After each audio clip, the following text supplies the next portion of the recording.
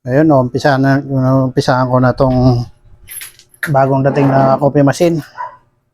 So ngayon, check ko lang muna yung papalitan na parts.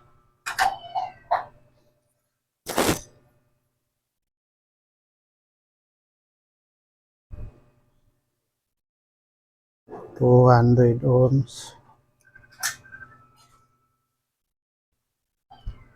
600. So ibig sabihin mahina na to.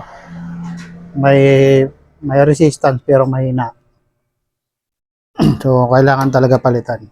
So yun, baklasin na natin to. Okay. Kailangan na natin baklasin.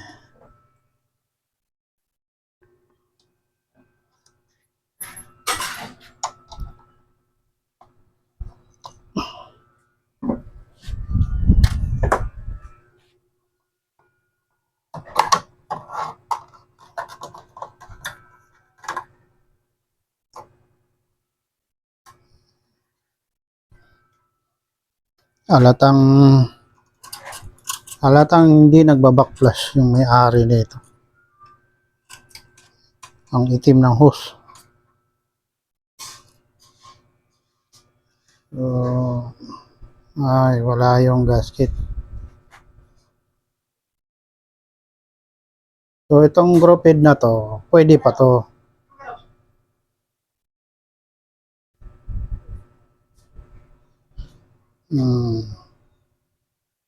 Pwede pa tong group head na to. Hindi ko lang alam bakit kailangan palitan to. Pero pwede pa.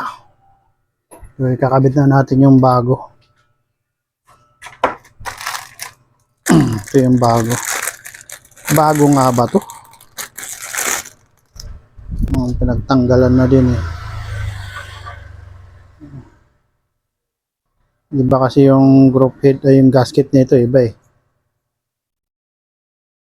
Iba yung gasket niya. Hindi yung bago. Bagong luma. Bago talaga to.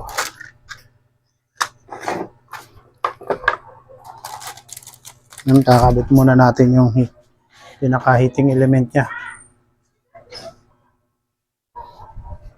Ito yung nakabit na yung bago. So, itong wire na to, ito yung pinaka-warmer niya. Warmer lang siya.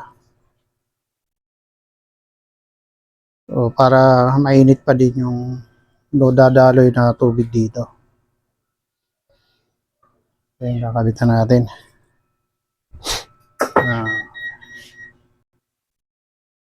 Ayun, kakabit na natin itong bago na group head. Bagong group head to. Galing sa pinanggalingan. Basta galing doon sa pinanggalingan.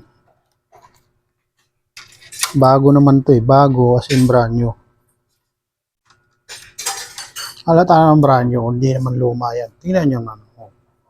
Walang bahid na na nagamit siya. Kaya 100% na bago.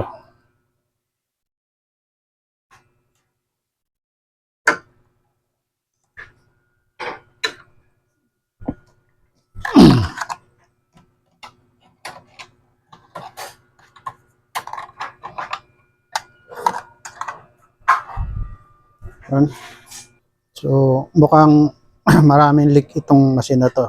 Kasi, yan o. So, malamang dito galing. Ang dami na kinalawang eh.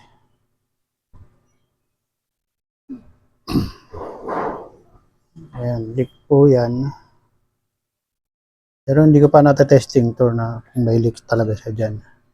Kasi kailangan muna natin palitan yung nasa group head eh. Pero may gagawin pa ako dito sa boiler. Lilinisan ko pa yung boiler eh. So, kailangan ko muna mabaklas yan ng tuluyan para ma-descale. Descale.